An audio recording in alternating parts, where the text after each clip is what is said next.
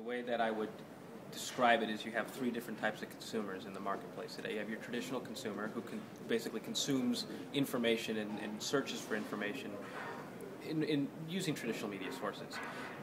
They might bridge to the second class, which is the online consumer. That's the person who would go to Google, for example, to start the research process. And then you have this idea of a social consumer who doesn't necessarily take to Google. They take to their social streams to seek, share, discover, to learn. There's divergent behavior. There's little overlap. For brands, you can't ignore any one of them. There's just a different balance they need to strike into how much time and resources they invest in each one of those.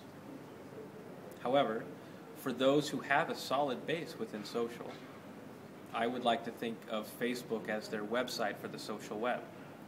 So they don't need to abandon their other website because that's addressing the traditional and the online consumer. And it's a hard thing to explain to brands because they've been groomed for years to try to increase the traffic to their site. It's an art and science. And now we're here telling them, well, you want to recreate that experience in a whole other place. And the first thing that they ask is, why would I want to take people away from my website? It's a very complex answer. But in a short interview, it could be distilled in the sense of, well, those people aren't going to your website because the social consumer's attention is already here. So knowing that, how would you now like to guide their experience? Would you like to send them out of Facebook to your website where it's not any way, shape, or form social and not at all how they consume information? Or would you like to take advantage of the fact that you can customize the tabs within Facebook and recreate your web experience, just adding social dynamics? So as they like, share, comment, it all goes back into the stream and they act as a referral engine, a human Google for you. That's correct, but there's also one thing is that if we take the example of Starbucks, for example, it's true that they have like 12 million fans on Facebook, but just around like 2 million people visiting their website. So the activity is happening on Facebook. However, they don't own their activity on Facebook. Does this represent a risk for a company?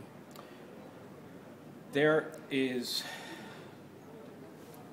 I guess a way to describe that would be there's paid, owned, earned, shared, sponsored media. There's 5 different classes. Yep. Not any one of them should be ignored.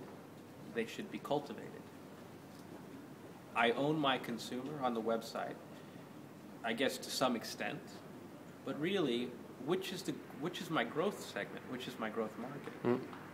Is the ownership of the data, I guess it introduces a new set of data points that are important to me. And Facebook does that.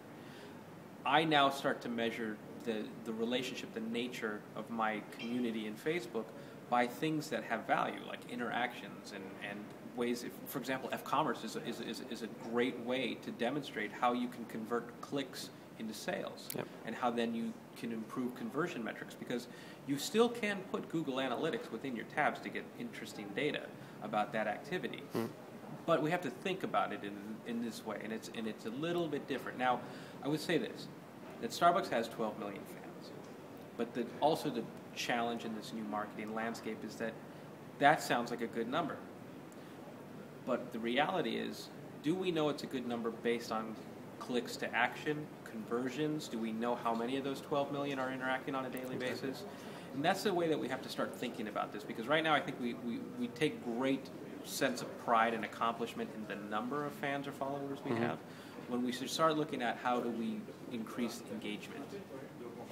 Thank you very much. Thank you.